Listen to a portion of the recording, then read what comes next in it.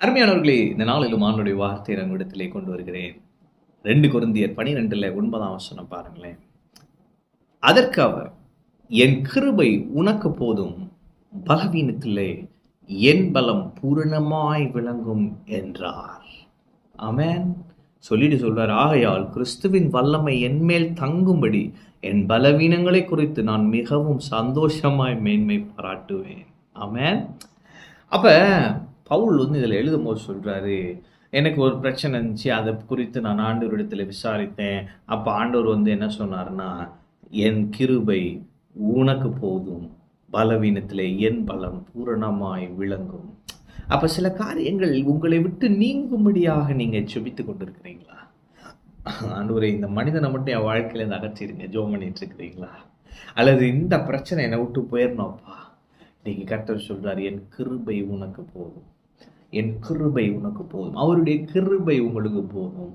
பலவீனத்திலே அவருடைய பலன் பூரணமாய் பர்ஃபெக்டா விளங்கும். ஆமென்.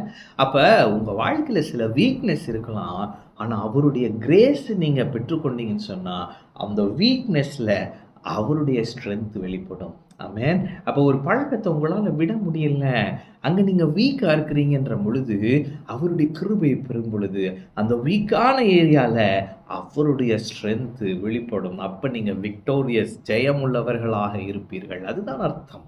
அப்போ அவருடைய கிருபை உங்களுக்கு போதும். அது காலை தோறும் புதிதாக இருக்கிறது.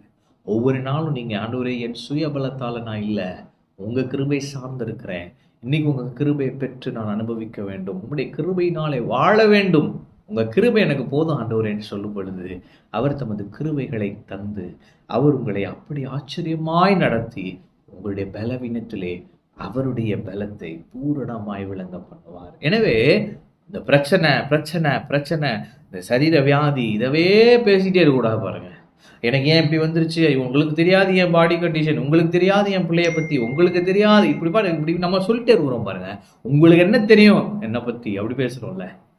நான் நிறைய பேர்கிட்ட சொல்லுவேன், எனக்கு உங்களை பற்றி தெரியணுன்ற அவசியமும் இல்லை, கர்த்தருடைய வசனம் எனக்கு தெரியும். ஆமென். உங்கள் சூழ்நிலையை மாற்றக்கூடிய வார்த்தை எனக்கு தெரியும், அதை நீங்கள் நம்புங்க. உங்களை பற்றியே பேசிட்டு இருக்காம கர்த்தருடைய வசனம் என்ன சொல்லுது, கர்த்தருடைய வார்த்தை என்ன போதிக்குது, அதை அறிந்து அதில் மேலே நம்ம நாட்டமாக இருந்து அதை பேசி அதை அறிக்கை செய்து அப்படி வாழும் பொழுது இந்த பலவீனங்கள் எல்லாம் நம்மை விட்டு நீங்குகிறது. ஆமென். அப்போ இன்னைக்கு ஒரு தீர்மானம் எடுங்க, என்னை குறித்து நான் ரொம்ப பேச போகிறதில்லை, என் சூழ்நிலையை பற்றி ரொம்ப பேச போகிறதில்லை, என்னுடைய பிரச்சனை குறித்து நான் கவலைப்பட்டு அப்படியே துக்கித்து சோர்ந்து போலாம் இருக்க மாட்டேன். பிரச்சனை வந்துருச்சா, அவருடைய கிருபை எனக்கு போதும், அவருடைய பலன் இதிலே பூரணமாய் விளங்கும், அதனாலே அவர் மகிமைப்படுவார். என்னால் இதை மேற்கொள்ள முடியாது, எனக்கும் தெரியும், என்னை சுற்றி உள்ளவங்களுக்கும் தெரியும், ஆனால் நான் மேற்கொண்டுட்டேன்னா அவங்களுக்கு நல்லா தெரியும் இது கர்த்தருடைய கரம் என்று. ஆமென்.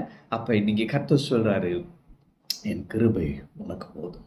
அப்போ அவனுக்கு தேவை என் கிருபை, நீ அதை பெற்றுக்கோ. ஒவ்வொரு நாளும் என் கிருபையை பெற்று என் கிருபையினாலே நீ உன் வாழ்க்கையை நடத்து. உன் பலவீனத்திலே என்னுடைய பலம் பூரணமாய் விளங்கும், அது பெரிய சாட்சியா இருக்கும் என்று சொல்கிறார். அவருடைய கிருபை உங்களுக்கு இருக்கிறது, தைரியமாய் எதிர்கொள்ளுங்க. இந்த நாள் உங்களுக்கு வெற்றி நாளாக இருக்கும்.